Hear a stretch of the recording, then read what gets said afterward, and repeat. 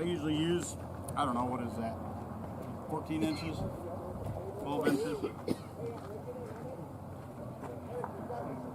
Huh? Yeah.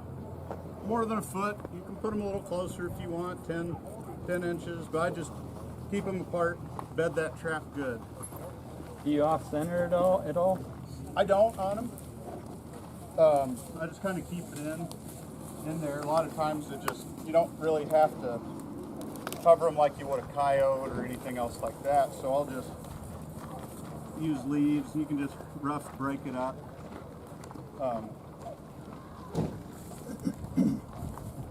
Make sure there's no rocks or sticks in it. The dead center right in between those traps.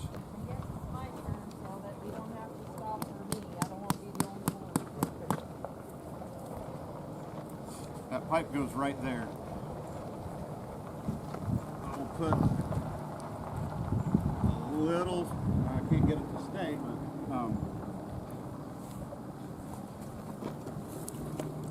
each way on here, right at the end of those springs, I will try to work in a good stick to help him kind of stutter step and stop.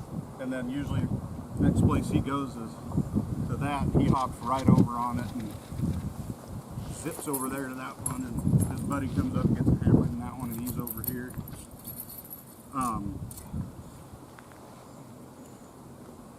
Let's see. You can use fish oil, you can use salmon oil, catfish oil. You can flag these. They're very curious. They'll come to a flag, like you use a flag for bobcat trapping. They are really interested in glow in the dark. They absolutely love glow in the dark stuff. Glow in the dark stuff works good on beavers as well. But I found out over the years, the more glow in the dark stuff I use, the more otters I caught. So I'll put that on a flag, and that flag's hanging, you know, somewhere about like that, and it's just gonna wiggle around here. And they're good killers. They'll come up on the bank and go hunt rabbits and birds and everything else, and they will be all over that flag and smell that, see that white, or you can put glow on that too. And but like I said earlier, set multiple sets. This set will also take every single coon that walks down that trail, and every single possum if you have them. And you'll catch foxes and coyotes and mink and all sorts of crazy stuff. If you're real far south, possibly an illegal. I don't know.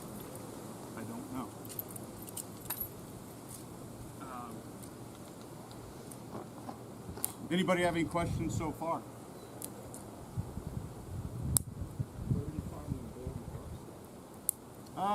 You can make it. You can also buy Clint Locklear. I think Jeff Dunlap owns that company now. Has one called Unfair Advantage, and it's just a glow lure. I'm pretty sure it's just Vaseline with some glow powder in it. Yeah, I guess it's a visual type lure. It doesn't have a smell, so yeah, it comes in a big giant jar. You can buy glow powder as well. Make it yourself if you want to try it out. But yeah, surprisingly it works. It's very effective on them. Like, they really seem to gravitate towards it. I've had to turn a lot of otters in areas where I couldn't catch anymore, and I'm like, there's no otter sign over here, but I got good beaver sign, and make a beaver set, and then I come back and I got 2 otters, and it's like, oh man, I gotta turn this in now. But down south you don't.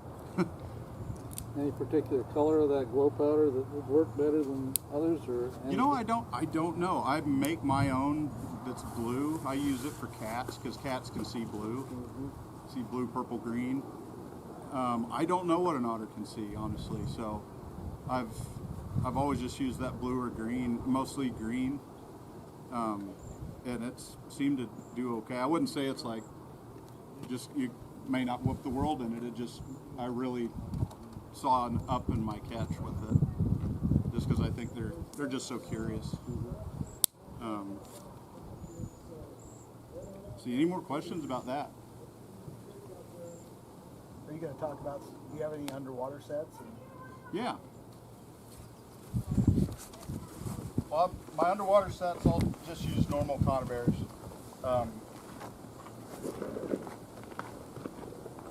Well, we'll do them on big steep banks and flat banks. And flat banks are a little harder because you really have to block a lot of stuff off.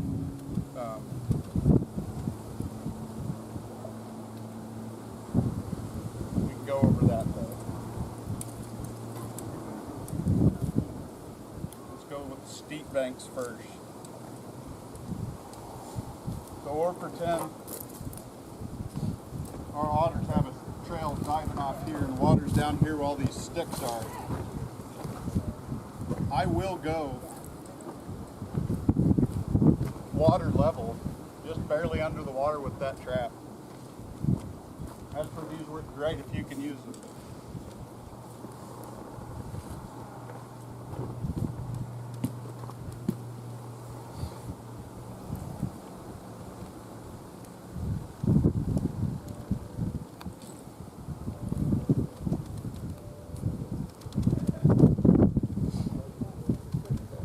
Call this the water right here. I will take sticks. I will use the same type of blocking.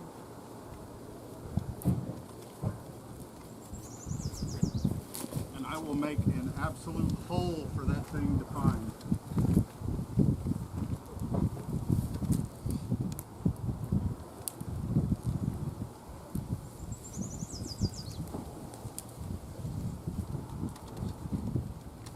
If I can, put a couple sticks out in front if I can get it there. That way it's going to keep him diving in this hole that we're making for him. And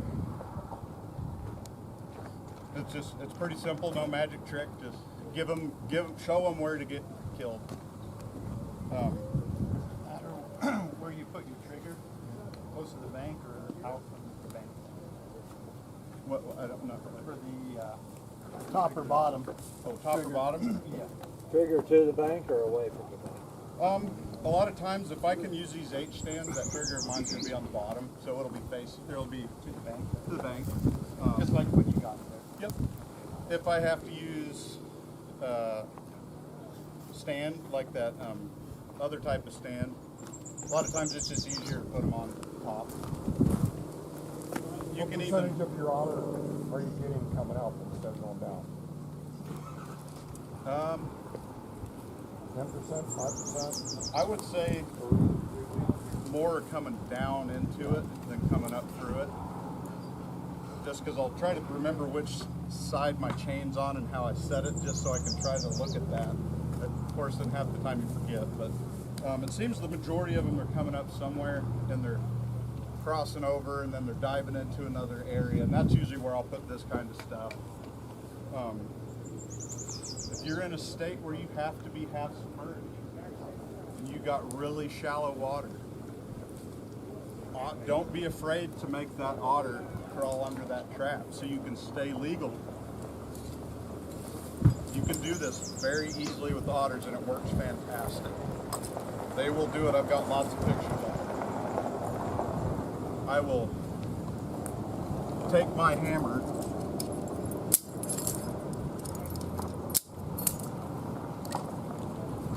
and I will dig out or kick out.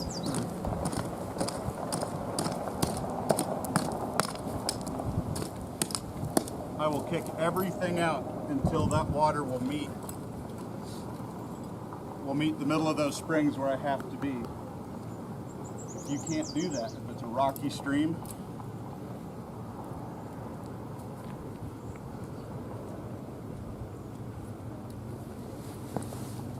You can get it to where you can actually put this trap like this in the water.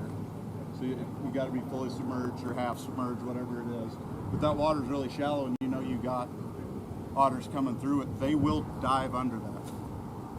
It doesn't bother them a bit. That's a Johnny Thorpe one. And it works. It actually works on just about anything, Yeah. except sometimes you make them fly over the top. Yep. Yeah, sometimes it doesn't take a whole lot of fencing to get one to go through. I think honestly, when you're really open and sometimes trying to do that, less is more. honestly.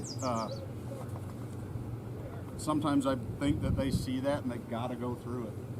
I really do. It's a door. It's a door, yeah.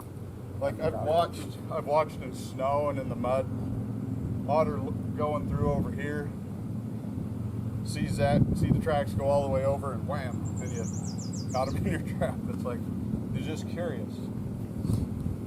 How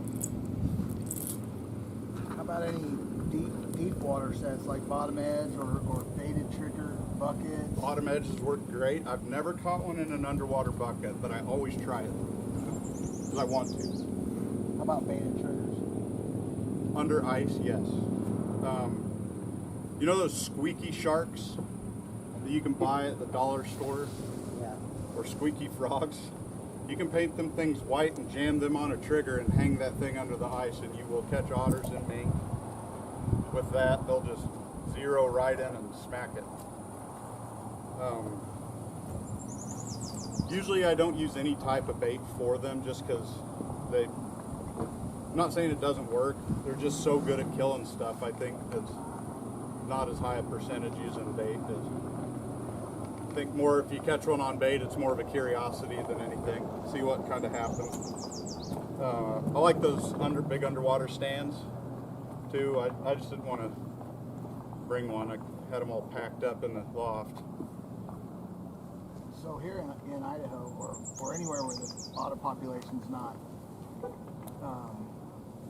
as much as it is in like your Carolinas and that. Yeah. What do you talked about finding sign and I understand that, but where do you start looking? Like if you know there's otters on a creek or a river system, are you honing in on where other creeks come in? Yeah, or that's a good one. You just start walking anywhere? If you got a big meandering creek, a lot of times where that bend is, they're going to cut that. There's a good place to find it. It might be a faint trail, but they'll cross over all that kind of stuff. I use topo maps a lot and really hone in on where my ponds are outside, or even if they're a couple miles from a river, they will. I mean, I've